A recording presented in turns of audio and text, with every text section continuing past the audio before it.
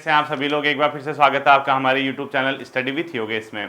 आज काफ़ी लंबे टाइम के बाद आपकी क्लास कंटिन्यू हो रही बच्चों, और रेगुलर ही यहाँ से अब हम लोग अब देखेंगे। और इस बार जो मेन चीज़ है, यानी आपका आने वाला जो एग्ज़ाम है अपर PCS, यानी जुलाई 14 तारीख को आपका जो पेपर होना है उत्तराखंड अपर PCS का, उसके लिए जो करंट अफेयर्स का लगभग 15 नंबर का जो पोर्शन है 10 से 15 के मिड में आएगा, और वो आपका आबकारी या प्रवर्तन सिपाही का जो एग्जाम होना है उसके लिए भी कहीं ना कहीं वो जो अब ये क्वेश्चंस हैं वो आपके काम आ सकते हैं। साथ ही साथ आपका जो आने वाले टाइम पे जो एग्जाम होंगे उसमें ये क्वेश्चन आएंगे ही आएंगे काम में। ठीक है, तो हम लोग क्या करेंगे, पिछले अगस्त से, ज़्यादा नहीं, अगस्त 2023 से मई 2024 तक करंट अफेयर्स को लगभग 3 या 4 वीडियोस के अंदर समराइज करूंगा, क्योंकि पढ़ाया आपको सारा है बच्चों। आपको क्या करना है, सुनना है। मैं यहाँ से चीज़ें डिलीवर करूंगा, आप उसको रिकॉल करेंगे, कोशिश करेंगे कि कहाँ पे आपने पढ़ा था, सर ने पढ़ाया था या नहीं पढ़ाया था। अगर आपको लगता है कि नहीं, मुझे नहीं पढ़ाया गया है, मुझे नहीं आता था इससे पहले क्वेश्चन, तो आप उसको नोट कर लीजिएगा। ठीक है, मैं मेन चीज़ें आपको नोट करके बताते रहूँगा। आप दो तीन क्लासेज इसी तरीके आएंगी, क्योंकि आपको करंट अफेयर्स को रिवाइज करना पड़ेगा, तभी आप उत्तराखंड अपर PCS का जो आपका एग्जाम है उसमें एक ठीक ठाक स्कोर कर सकते हैं। ठीक है, देखना पहला क्वेश्चन है बच्चों, मालाबार अभ्यास। ये हमेशा होता है भारत और अमेरिका की नौसेनाओं के बीच। ठीक है, मालाबार अभ्यास में दो देश बेसिकली भाग लेते हैं, भारत और अमेरिका। कभी कभी ये भारत एक क्वाड वाला है, वो अलग कॉन्सेप्ट है। तो मालाबार अभ्यास लिखो बच्चों, भारत की नौसेना और अमेरिका की नौसेना के मध्य ये बेसिकली होता है। ठीक है, मालाबार अभ्यास, मालाबार अभ्यास ये किन के बीच होता है, इंडिया एंड USA। इनकी जो नौसेना होती है, नेवी, ठीक है, इनके मिड में होता है बच्चों, इनके बीच होता है, इंडिया और USA की मिड होता है। ये कौन सा, मालाबार अभ्यास। ठीक है, ध्यान रखना। दूसरा, लूना क्या था बच्चों, लूना रूस का एक चंद्रयान का जो अभियान है वो बच्चों क्रैश हुआ था। तो लूना 25 रूसी चंद्र लैंडर था। ठीक है, लूना 25 चर्चा में रहा था पिछले वर्ष, आपको ध्यान रखना। लूना 25 ये क्या है, रूसी चंद्र, ठीक है, लैंडर, यानी रूस का चंद्रमा से संबंधित जो मिशन था बच्चों वो था, ये क्रैश हो गया था। आपने देखा भी होगा, न्यूज़पेपर में सुना होगा ये क्वेश्चन भी। ठीक है, राष्ट्रीय हथकरघा दिवस, हैंडलूम डे जो मनाया जाता है बच्चों, प्रत्येक वर्ष 7 अगस्त को मनाया जाता है राष्ट्रीय हथकरघा दिवस। ठीक है, देखो, राष्ट्रीय हथकरघा दिवस ये प्रत्येक वर्ष बच्चों 7 अगस्त को मनाया जाता है। 7 अगस्त इसकी डेट इसलिए रखी गई है क्योंकि जो हमारा स्वदेशी आंदोलन था बच्चों इसी डेट के आसपास शुरू हुआ था। तो राष्ट्रीय हथकरघा दिवस जो मनाया जाता है 7 अगस्त को मनाया जाता है। ठीक है, नेक्स्ट क्वेश्चन बच्चों, एक बहुत इंपॉर्टेंट क्वेश्चन मैंने आपको बताया था। बर्लिन में एक गेम हुआ था बच्चों जिसको बोला गया था विश्व तीरंदाजी चैंपियनशिप। उसमें व्यक्तिगत इंडिविजुअल कैटेगरी में विश्व खिताब जीतने वाले प्रथम भारतीय बनी है बच्चों अदिति स्वामी। ठीक है, इसको लिख लो, बर्लिन यानी विश्व तीरंदाजी चैंपियनशिप में व्यक्तिगत विश्व खिताब जीतने वाली प्रथम भारतीय। लिखो बर्लिन, या ऐसे लिखो विश्व तीरंदाजी चैंपियन, ये भी मैंने कराया था आपको। विश्व तीरंदाजी चैंपियनशिप में, विश्व तीरंदाजी चैंपियनशिप में पूरा लिखना है। ठीक है, विश्व तीरंदाजी चैंपियनशिप में व्यक्तिगत विश्व खिताब जीतने वाली प्रथम भारतीय कौन है, अदिति स्वामी। ठीक है, अदिति स्वामी, अदिति स्वामी। ये क्यों चर्चा में रही थी, क्योंकि बर्लिन में बच्चों विश्व तीरंदाजी चैंपियनशिप हुई थी। तो इसमें आपने पूरा लिखना है इनका विश्व, जो आपने पूरा क्वेश्चन लिखना है, विश्व तीरंदाजी चैंपियन में व्यक्तिगत विश्व खिताब जीतने वाली पहली भारतीय बनी है। ठीक है, व्यक्तिगत विश्व खिताब किसमें जीता इन्होंने, व्यक्तिगत विश्व का खिताब, व्यक्तिगत विश्व खिताब, तो प्रथम भारतीय बनी। ठीक है, प्रथम भारतीय, ये क्वेश्चन आ सकता है, आपका ध्यान रखना। और 21 में बर्लिन में आयोजित होता विश्व तीरंदाजी चैंपियनशिप, विश्व तीरंदाजी चैंपियनशिप। ठीक है, तीरंदाजी चैंपियनशिप में खिताब जीतने वाली प्रथम भारतीय बनी अदिति स्वामी। ठीक है, इसको भी क्वेश्चन को ध्यान में रखना। ठीक है, अगला लिखना, पहला 3D कंक्रीट मुद्रित डाकघर, यानी पहला 3D कंक्रीट प्रिंटेड जो डाकघर खोला गया बच्चों, बेंगलुरु में खोला गया। तो ठीक है, लिखो पहला 3D कंक्रीट मुद्रित डाकघर बेंगलुरु में। भारत का पहला 3D कंक्रीट मुद्रित डाकघर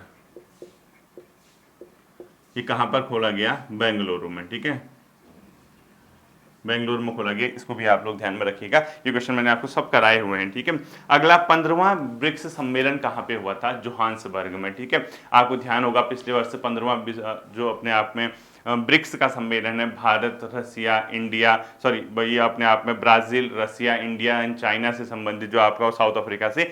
तो जो ब्रिक्स का सम्मेलन हुआ 15वां, वो कहाँ पे हुआ था? जोहान्सबर्ग, ठीक है। और जोहान्सबर्ग कहाँ पड़ता है बच्चों? दक्षिण अफ्रीका में, ठीक। तो लिखो 15वां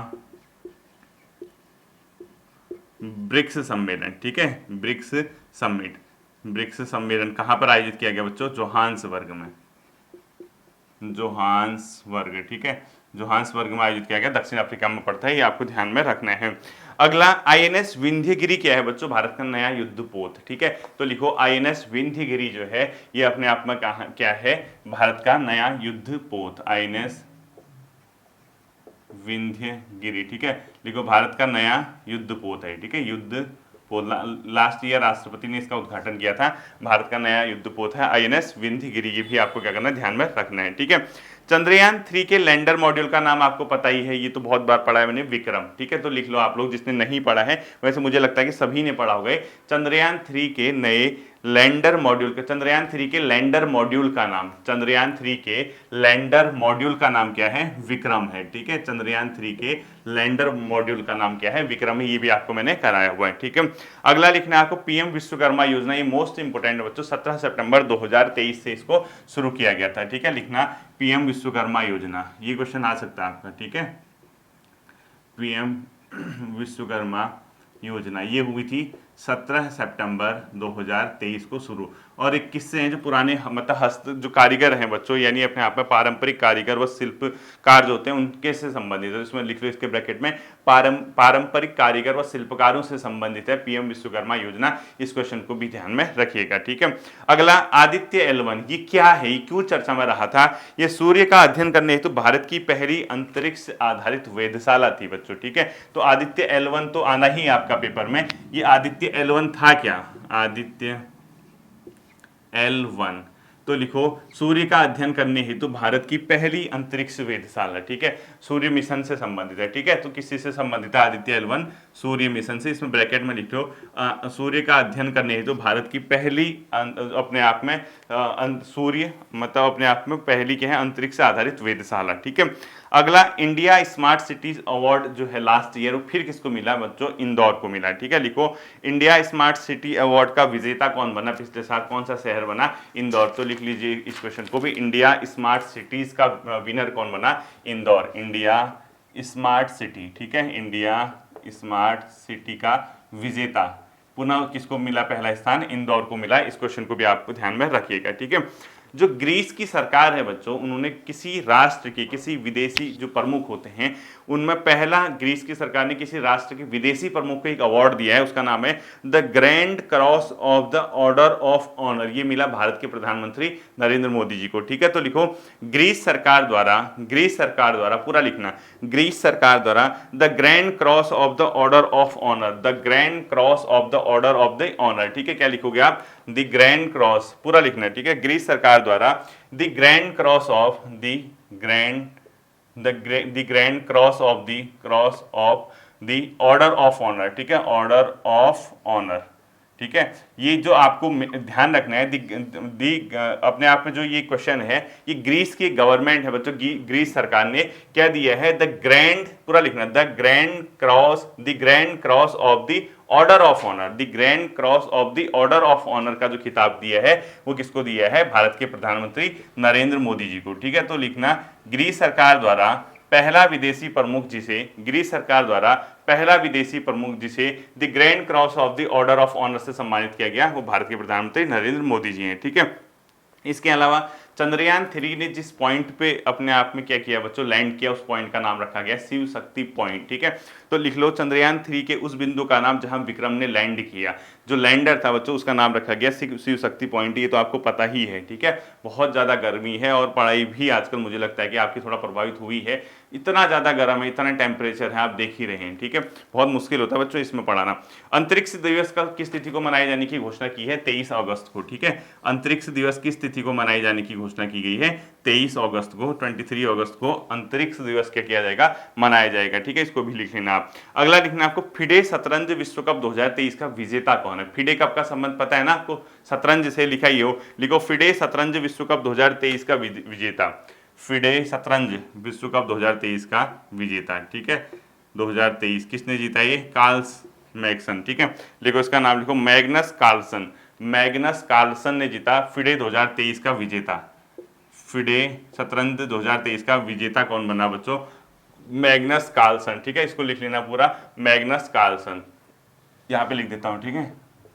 मैग्नस कार्लसन, ठीक है। इनको मिला फिडे 2023 शतरंज के विजेता बने। और इन्होंने जो हराया बच्चों, वो हराया आर प्रज्ञानंद को हराया था, ठीक है। और आर प्रज्ञानंद भारत से संबंधित हैं और सबसे कम उम्र में फाइनल, फिडे कप के फाइनल में पहुंचने वाले सबसे कम उम्र के प्लेयर हैं। इन्होंने रिकॉर्ड भी बनाया था, आर प्रज्ञानानंद, ठीक है। इनको हराया था, आपने चर्चा में रहा था। इसमें ब्रैकेट में लिखो उपविजेता रहे थे आर प्रज्ञानानंद, और उसके साथ साथ लिखो सबसे कम उम्र में फिडे शतरंज के फाइनल में पहुंचने वाले वो प्लेयर बने, ठीक है।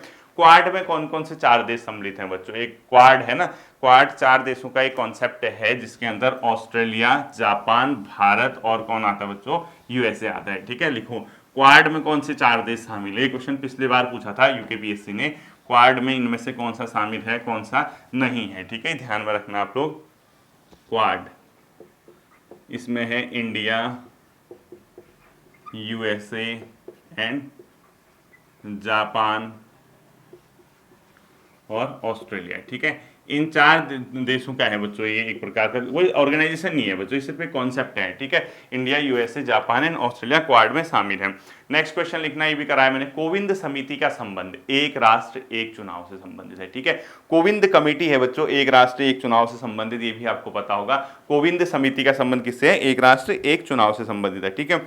एक क्वेश्चन, रेलवे बोर्ड की पहली महिला सीईओ और अध्यक्ष जया वर्मा सिन्हा। मोस्ट इंपोर्टेंट कर देना, जया वर्मा सिन्हा।